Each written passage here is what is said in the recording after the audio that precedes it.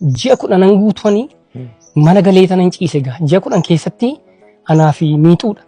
Amma dubartiin tokko yeroo shooftu miixuu qabatamini. Nagaartoo akkam magaalaan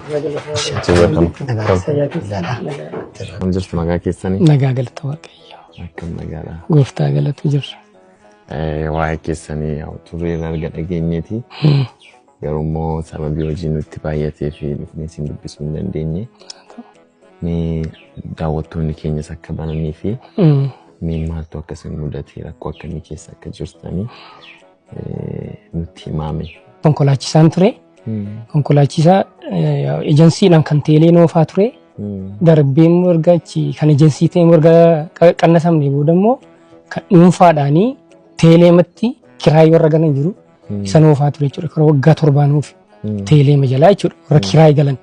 Tunis hojjechaa jiru akka chaansii ta'e ani yeroon hojiitti bobba'u gaa yeroo jalqabni ittiin na jalqabee yoo makiinaa yeroo noofu nagaa kuuti yeroo bu'u bichaa yeroo lafa na jedhu bichaa nan ejjetu miilli koo si booda dhaqeen ilaalamee riifaraalii dhaqeen ilaalamee riifaraaliitti yeroo dhaqee ilaalamu altiraasaawundii na kaasanii kanaaf atattamaanii Addis Ababaatti riifarsii goonaa achitti dhattee akka mamtaanaan jedhanii achi booda shidhee tanan kadhumarratti zuurii arfaffaarratti gaafa naqeedu bakka wanti kun ol darbee sababa jiruu fi asi ga'eera ol darbee deemee nanna keessa garaa keessa facaana hin duutaa hin ooltu umriin kee lafa kanarra ji'a tokko hin caalu doktarichi kanaafi atattamaan si kunnaanaan jedhan achitti ji'a 10 guutuuni mana galeetan hin ciise gaa ji'a 10 keessatti anaa fi miixuudha. Amma dubartiin tokko yeroo shooftu miixuu qabatamini galgala nan boo'a galgala akkasiin rakkadha riba rafu guyyaa akkasiin bakka ni cannaqa erganii dhaqee miillicha ofirraa gachiisee booda nagaa kun argadhee riban argadhee bakka erga narraa deemee booda jechuudha.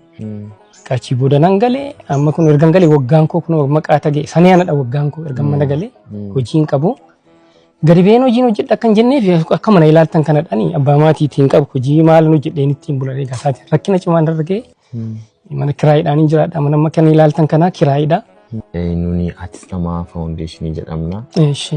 Waanuma dandeenyu namoota deemnee gargaarra waan humna keenyaani waa'ee keessaniis erga dhageenyee tutturriirraa gaafa isin dhukkubaa turesi garuu immoo isin bira ga'uu hin dandeenye ammaaf immoo waanuma xinnoo isinii qabannee dhufne kuni birrii 30,000. Kana kan isinii ergee nama maqaan isaa akka dhaamuu hin barbaanne tokko Finfinneerraati.